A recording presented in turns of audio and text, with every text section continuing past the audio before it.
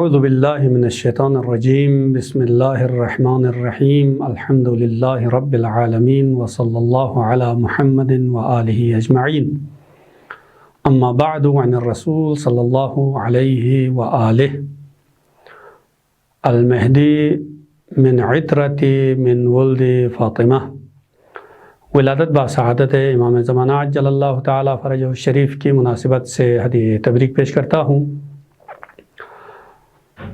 اور اسی حوالے سے ایک بحث جو آج کل پاکستان ہندوستان میں زیادہ چلتی ہے، اگرچہ وہ کوئی علمی بحث نہیں ہے کہ جس کے اوپر عرق ریزی کی جائے، لیکن ایک بحث بہرحال معاشرے میں رائج ہے، وہ ائمہ علیہم الصلاۃ والسلام کی ولادت پہ جو لفظ ظہور استعمال کیا جاتا ہے۔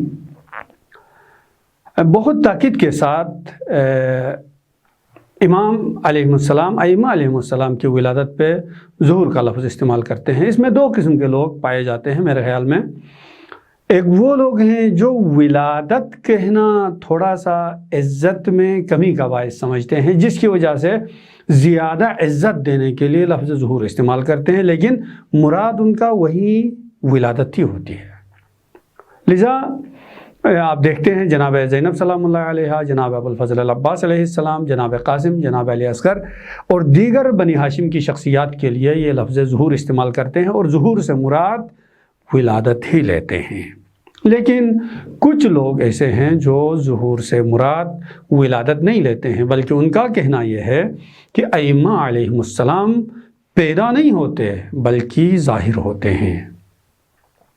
اس حوالے سے تین لفظ ایسے ہیں جن کے اوپر دقت کرنے کی ضرورت ہے۔ ایک ولادت ہے، ایک ظہور ہے، اور تیسرا لفظ اس حوالے سے نزول ہے۔ انا انزلناہ فی لیلۃ القدر، ہم نے قرآن کو شب قدر میں نازل کیا، اوپر سے ایک چیز کا نازل ہونا۔ ظہور ایک چیز جو مخفی تھی، پوشیدہ تھی، غیب کے پردے میں تھی، اس چیز کا ظاہر ہونے کو ظہور کہا جاتا ہے۔ اور ولادت شکم مادر سے، رحم مادر سے کسی انسان کا پیدا ہونا، اسے ولادت کہا جاتا ہے۔ اسی ولادت کے نتیجے میں والدہ بنتی ہے جو بچے کو جنتی ہے، اسی ولادت کے نتیجے میں ایک والد بنتا ہے، اسی سے ولادت ہوتی ہے۔ میلاد النبی، میلاد ائمہ علیہ السلام اسی لفظ ولادت کے مشتقات میں سے ہیں۔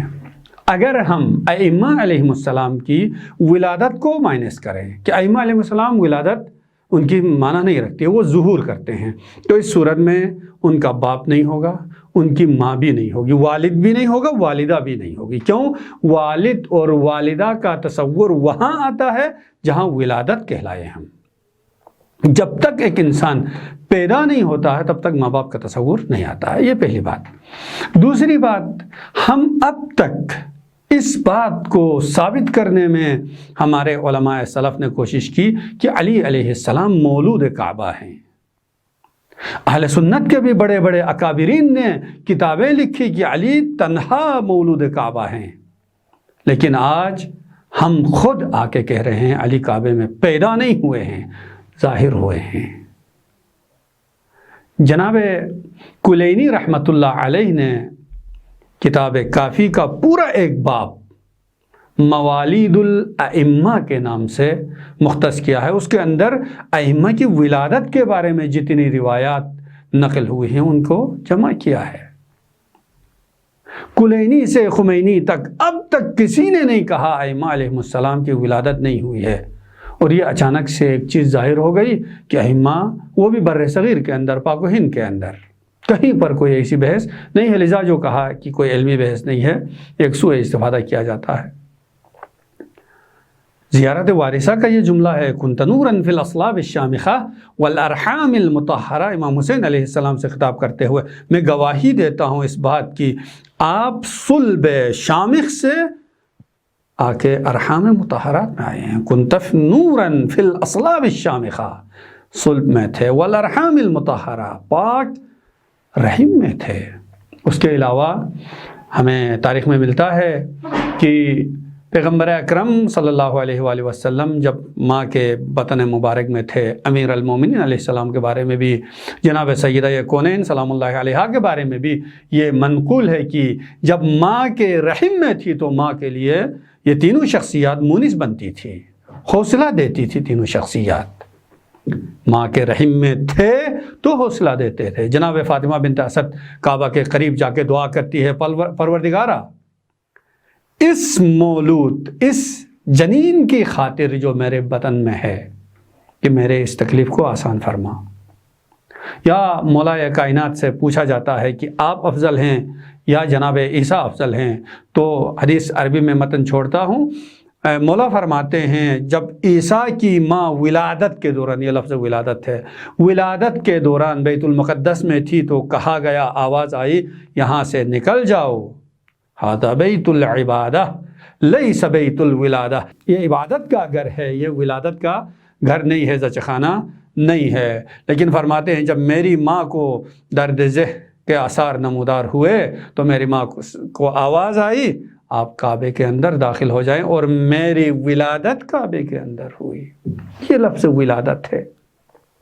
اس کے علاوہ امام صادق علیہ السلام فرماتے ہیں کہ امام معصوم، ان الامام یسمع الکلام فی بطن امہ، امام کلام سنتا ہے ماں کے رحم میں۔ یا مشابہ ایک اور حدیث بھی ہے، ان الامام یسمع الکلام وہو جنین فی بطن امہ، جب ماں کے بطن میں جنین کی حالت میں امام ہوتا ہے اس وقت بھی آوازیں سنتا ہے، اس وقت کلام سنتا ہے۔ اس کا مطلب یہ ہوا ائمہ علیہ السلام بھی جو ایک انسان کے لیے اللہ تعالیٰ نے ایک سلسلہ قرار دیا ہے، صلب سے رحم میں، رحم سے پھر دنیا میں آنے کا، تو یہ ولادت ائمہ علیہ السلام کی بھی تھی، الگ سے نہیں تھی۔ لذا امام زمانہ کے نائب خاص علی ابن محمد فرماتے ہیں کہ ہمارے صاحب ولد الصاحب لنصف من الشعبان، ولدہ لفظ ولادت ہے کہ امام زمان عجل اللہ تعالی فرجہ الشریف شعبان کے 15 تاریخ کو پیدا ہوئے ہیں۔ یہ لفظ پیدا، ولدہ کا لفظ آیا ہے۔ لیکن آخری نقطہ، یہ کیوں کرتے ہیں؟ کیوں ولادت سے ظہور کی طرف لے جاتے ہیں؟ ایک واقعہ مختصراً میں عرض کروں کہ شیخ کلینی نے، شیخ صدوق نے اس واقعے کو ثواب الاعمال میں نقل کیا ہے۔ کوئی شخص جس کا کاروبار نہیں چلتا تھا، دعائیں کی، عبادتیں کی، کچھ نتیجہ نہیں ملا، کاروبار کیا، کوئی نتیجہ نہیں ملا، ایک دن شیطان پہنچا، کہا کیا تکلیف ہے؟ کہا کہ اس طرح کا سلسلہ ہے، اس کو نہیں پتہ یہ شیطان ہے۔ کہا ایک نیا مذہب بناؤ، مذہب بناؤ گے تو تمہارے مرید بن جائیں گے، مرید اور مرشد کا سلسلہ ہو جائے گا اور تمہاری بازار گرم ہو جائے گی، دکان چلے گی۔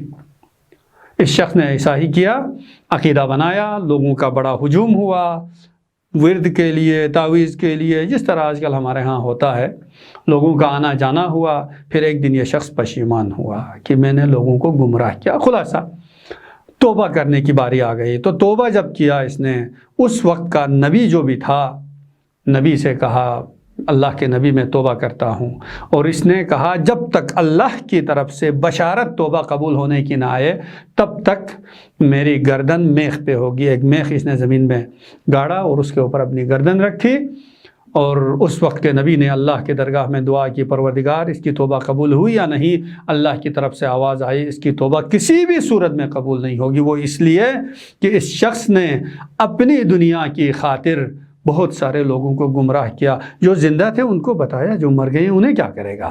ان کے لیے صرف واحد ذریعہ یہ ہے کہ وہ دوبارہ زندہ ہو کے دنیا میں آئے اور یہ بتائے، دوبارہ زندہ ہونا ممکن نہیں ہے، لذا اس کی توبہ قبول نہیں ہو سکتی ہے۔ تو اس طرح سے لوگوں نے اپنے بازار چمکانے کے لیے بھی مختلف اصطلاحات لا کے لوگوں کو مشغول رکھا ہوا ہے۔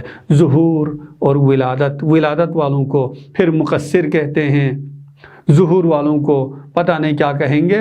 تو اس حوالے سے بہرحال یہ لفظ ظہور ولادت کے لیے استعمال نہیں ہوتا ہے۔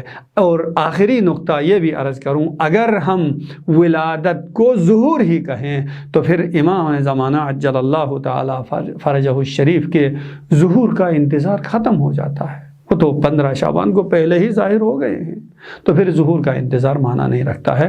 اللہ تعالی ہم سب کو منتظرین امام زمانہ میں سے قرار دے انشاءاللہ۔ والسلام علیکم ورحمۃ اللہ وبرکاتہ۔ اللهم صل على محمد وآل محمد، اللهم صل على محمد وآل محمد